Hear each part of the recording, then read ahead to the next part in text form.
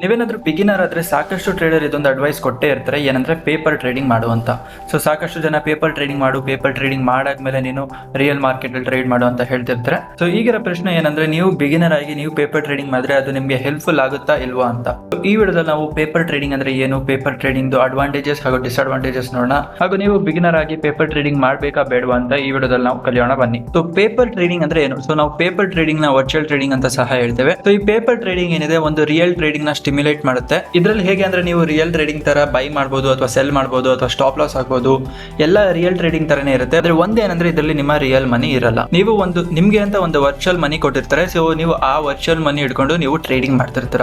So ಅದಕ್ಕೆ ಇದೇನಾಗಿರುತ್ತೆ, ನಿಮ್ಮ paper trading ಆಗಿರುತ್ತೆ. ಸೊ ಈ ಪೇಪರ್ ಟ್ರೇಡಿಂಗ್ ಮಾಡೋದ್ರಿಂದ ಬೆನಿಫಿಟ್ ಏನಿರುತ್ತೆ ಅಂದ್ರೆ, ಮೊದಲನೇದಾಗಿ ನಿಮಗೆ ರಿಸ್ಕ್ ಫ್ರೀ ಲರ್ನಿಂಗ್ ಇರುತ್ತೆ. ಸೊ ನೀವು ಯಾವ್ದಾದ್ರು ಸ್ಟ್ರಾಟಜೀಸ್ ಅಥವಾ ಯಾವ್ದಾದ್ರು ಇನ್ಸ್ಟ್ರೂಮೆಂಟ್ ನ ಟ್ರೇಡ್ ಮಾಡೋದು ಅಥವಾ ಸ್ಟಾಕ್ ಟ್ರೇಡ್ ಮಾಡೋದು, ಏನಾದ್ರೂ ಎಕ್ಸ್ಪೆರಿಮೆಂಟ್ ಮಾಡಬಹುದು. ಇದರಲ್ಲಿ ನಿಮ್ಮ ರಿಸ್ಕ್ ಅಥವಾ ನಿಮ್ಮ ದುಡ್ಡು ಏನಿದೆ ಯಾವತ್ತೂ ಕಳ್ಕೊಳ್ಳೋ ಸಾಧ್ಯತೆ ಇರಲ್ಲ.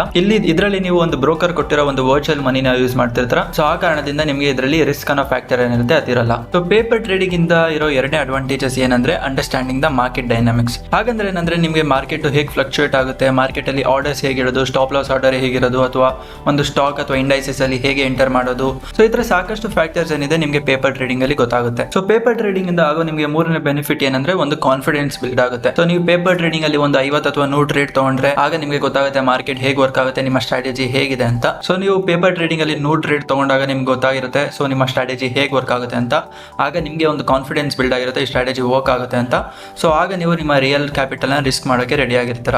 ಸೊ ಪೇಪರ್ ಟ್ರೇಡಿಂಗ್ ಇಂದ ನಿಮ್ಗೆ ಏನಾಗಿರುತ್ತೆ, ಒಂದು ಕಾನ್ಫಿಡೆನ್ಸ್ ಸಹ ಬಿಲ್ಡ್ ಆಗುತ್ತೆ. ಸೊ ಯಾವ್ದಾದ್ರು ಒಂದು ಅಡ್ವಾಂಟೇಜಸ್ ಇದ್ರೆ ಅದ್ರ ಡಿಸ್ಅಡ್ವಾಂಟೇಜಸ್ ಸಹ ಇದ್ದೇ ಇರುತ್ತೆ. ಸೊ ಪೇಪರ್ ಟ್ರೇಡಿಂಗ್ ಅಲ್ಲೂ ಡಿಸ್ಅಡ್ವಾಂಟೇಜ್ ಇದೆ. ಸೊ ಮೊದಲನೇ ಡಿಸ್ಅಡ್ವಾಂಟೇಜ್ ಏನಂದ್ರೆ, ಸೈಕಾಲಜಿಕಲ್ ಡಿಸ್ಕನೆಕ್ಟ್. ಸೊ ಹಾಗಂದ್ರೆ ಏನಂದ್ರೆ, ನೀವು ವರ್ಚುವಲ್ ಟ್ರೇಡಿಂಗ್ ಮಾಡೋದ್ರಿಂದ ಏನಾಗಿರುತ್ತೆ, ಸೊ ನಿಮ್ಗೆ ರಿಯಲ್ ರಿಸ್ಕ್ ಬಗ್ಗೆ ಗೊತ್ತಿರಲ್ಲ. ಸೊ ನೀವು ಏನ್ ಮಾಡ್ತಿರ್ತೀರಾ, ಸೊ ನೀವೇನ್ ಮಾಡ್ತೀರಾ, ನಿಮ್ಗೆ ಅಲ್ಲಿ 1 ಲಕ್ಷ ಅಥವಾ 10 ಲಕ್ಷ ಕ್ಯಾಪಿಟಲ್ ಕೊಟ್ರೆ ನೀವೇನ್ ಮಾಡ್ತೀರಾ, 10 ಲಕ್ಷ ಕ್ಯಾಪಿಟಲ್ ಸಹ ಒಂದೇ ಟ್ರೇಡ್ ಅಲ್ಲಿ ಹಾಕ್ತೀರಾ, ಯಾಕಂದ್ರೆ ಅದು ನಿಮ್ಮ ಮನಿ ಅಲ್ಲ. ಸೊ ಈ ತರ ಪೇಪರ್ ಟ್ರೇಡಿಂಗ್ ಇಂದ ಏನಾಗುತ್ತೆ, ನಿಮ್ಗೆ ಈ ತರ ತಪ್ಪು ಟ್ರೇಡಿಂಗ್ ಹ್ಯಾಬಿಟ್ಸ್ ಗಳು ಬಿಲ್ಡ್ ಆಗುತ್ತೆ. ಸೊ ಇದು ನಿಮ್ಗೆ ಲೈವ್ ಮಾರ್ಕೆಟ್ ಅಲ್ಲಿ ತುಂಬಾ ಹಾರ್ಮ್ಫುಲ್ ಆಗಿರುತ್ತೆ. ಹಾಗೂ ಎರಡನೇದಾಗಿ ಏನಂದ್ರೆ, ನೀವು ಪೇಪರ್ ಟ್ರೇಡಿಂಗ್ ಮಾಡೋದ್ರಿಂದ ನಿಮ್ಗೆ ಎಮೋಷನಲ್ ಇಂಪ್ಯಾಕ್ಟ್ ಏನು ಚೇಂಜ್ ಆಗಲ್ಲ.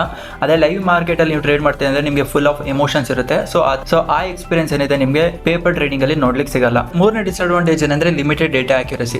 ಸೊ ಉದಾಹರಣೆಗೆ ಯಾವ್ದಾದ್ರು ಒಂದು ಸ್ಟಾಕ್ ಆಪ್ಷನ್ಸ್ ಅಲ್ಲಿ ಟ್ರೇಡ್ ತಗೋತೀರಾ, ಹಾಗೂ ಸ್ಟಾಕ್ ಆಪ್ಷನ್ ಟ್ರೇಡ್ ತಗೊಂಡು ಸೆಲ್ ಮಾಡ್ಬಿಡ್ತೀರಾ. ಸೊ ಆ ಸ್ಟಾಕ್ ಲಿಕ್ವಿಡಿಟಿ ಹಾಗೂ ವಾಲ್ಯೂಮ್ ಡೇಟಾ ಏನಿದೆ ಅದು ನಿಮ್ಗೆ ಕರೆಕ್ಟ್ ಆಗಿ ಗೊತ್ತಾಗಲ್ಲ. ಸೊ ಈ ತರ ಡೇಟಾ ಬಗ್ಗೆ ಅವೇರ್ ಆಗಿಲ್ಲ ಆದ್ರೆ ನೀವು ಬಿಗಿನರ್ ಆಗಿ ಏನ್ ಮಾಡ್ತೀರಾ, ಸೊ ಲೈವ್ ಮಾರ್ಕೆಟ್ ಬಂದಾಗ ಅದೇ ಸ್ಟಾಕ್ಸ್ ಅಲ್ಲಿ ಟ್ರೇಡ್ ಮಾಡ್ತೀರಾ. ಆಸ್ ಎ ರಿಸಲ್ಟ್ ಏನಾಗುತ್ತೆ, ನೀವು ಲಾಸ್ ಮಾಡೋ ಸಾಧ್ಯತೆ ಜಾಸ್ತಿ ಇರುತ್ತೆ. ಹಾಗೂ ನಾಲ್ಕನೇದು ಏನಂದ್ರೆ, ನೋ ಗ್ಯಾರಂಟೆಡ್ ಸಕ್ಸಸ್. ಸೊ ನೀವು ಪೇಪರ್ ಟ್ರೇಡಿಂಗ್ ಅಲ್ಲಿ 100 ಟ್ರೇಡ್ ತಗೊಂಡು 60 ಪ್ರಾಫಿಟಬಲ್ ಆಗಿದ್ರೆ, ಹಾಗೆ ನಿಮ್ಮ ಪಾಸ್ಟ್ ಪರ್ಫಾರ್ಮೆನ್ಸ್ ಏನಿದೆ ನಿಮ್ಮ ಲೈವ್ ಮಾರ್ಕೆಟ್ ಅಲ್ಲೂ ಹಾಗೆ ಇರುತ್ತೆ ಅಂತ ಹೇಳಕ್ಕಾಗಲ್ಲ. ಯಾಕಂದ್ರೆ ಸಾಕಷ್ಟು ಫ್ಯಾಕ್ಟರ್ ಇದೆ, ಒಂದು ಎಮೋಷನ್ಸ್ ಇರ್ಬೋದು ಅಥವಾ ಸೈಕಾಲಜಿ ಇರ್ಬೋದು. ಹಾಗೆ ಇದ್ರೆ ಸಾಕಷ್ಟು ಫ್ಯಾಕ್ಟರ್ ಇಂದ ನೀವು ಪೇಪರ್ ಟ್ರೇಡಿಂಗ್ ಅಲ್ಲಿ ಪ್ರಾಫಿಟಬಲ್ ಆಗಿದ್ರೆ ಲೈವ್ ಮಾರ್ಕೆಟ್ ಅಲ್ಲೂ ಪ್ರಾಫಿಟಬಲ್ ಆಗಿರ್ತಾರೆ ಅನ್ನೋ ಸಾಧ್ಯತೆ ಏನಿರುತ್ತೆ ಸಾಕಷ್ಟು ಕಡಿಮೆ ಇರುತ್ತೆ. ಸೊ ನೀವು ಪೇಪರ್ ಟ್ರೇಡಿಂಗ್ ಮಾಡಲೇಬೇಕಂದ್ರೆ ಎಫೆಕ್ಟಿವ್ ಪೇಪರ್ ಟ್ರೇಡಿಂಗ್ ಒಂದಷ್ಟು ಟಿಪ್ಸ್ ಇದೆ, ಅದನ್ನ ಫಾಲೋ ಮಾಡಿ.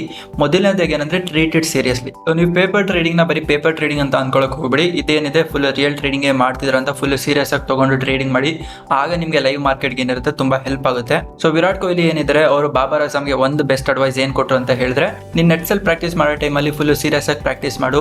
ನೆಟ್ ಪ್ರಾಕ್ಟೀಸ್ ನ ಲೈವ್ ಮ್ಯಾಚ್ ತರ ಪ್ರಾಕ್ಟೀಸ್ ಮಾಡು, ಅವಾಗಲೇ ನಿನ್ ಲೈವ್ ಮ್ಯಾಚ್ ಅಲ್ಲಿ ಪರ್ಫಾರ್ಮೆನ್ಸ್ ಚೆನ್ನಾಗಿರುತ್ತೆ ಅಂತ ಹೇಳಿದ್ರು. ಹಾಗೆ ನೀವು ವರ್ಚುವಲ್ ಟ್ರೇಡಿಂಗ್ ಅಥವಾ ಪೇಪರ್ ಟ್ರೇಡಿಂಗ್ ಮಾಡ್ತಿದ್ರೆ ಅದನ್ನ ಸೀರಿಯಸ್ ಟ್ರೇಡಿಂಗ್ ತರ ಕನ್ಸಿಡರ್ ಮಾಡಿ, ಅವಾಗ ನಿಮಗೆ ಲೈವ್ ಟ್ರೇಡಿಂಗ್ ಅಲ್ಲಿ ತುಂಬಾ ಹೆಲ್ಪ್ಫುಲ್ ಆಗುತ್ತೆ. ಎರಡನೇದಾಗಿ ಪೇಪರ್ ಟ್ರೇಡಿಂಗ್ ತುಂಬಾ ಎಫೆಕ್ಟಿವ್ ಆಗಿರ್ಬೇಕಂದ್ರೆ ಏನ್ ಮಾಡಿ ಅಂದ್ರೆ, ಸ್ಮಾಲ್ ಕ್ಯಾಪಿಟಲ್ ಇಂದಾನೆ ಟ್ರೇಡ್ ಮಾಡಿ. ಸೊ ನಿಮಗೆ ಒಂದು ಬ್ರೋಕರ್ ಏನಿದೆ 10 ಲಕ್ಷ ಅಥವಾ 1 ಕೋಟಿ ಕೊಟ್ಟರು ಸಹ ನಿಮ್ಮ ಸ್ಟ್ರಾಟಜಿಗೆ 10,000 ಬೇಕಿದ್ರೆ ಬರೀ 10,000 ಡಿಪ್ಲಾಯ್ ಮಾಡ್ಬೇಕಂದ್ರೆ ಬರೀ ಅಷ್ಟೇ ಡಿಪ್ಲಾಯ್ ಮಾಡಿ. 10 ಲಕ್ಷ ಇದೆ ಅನ್ಬಿಟ್ಟು 10 ಲಕ್ಷನೂ ಸಹ ಹಾಕೋಕೆ ಹೋಗ್ಬೇಡಿ.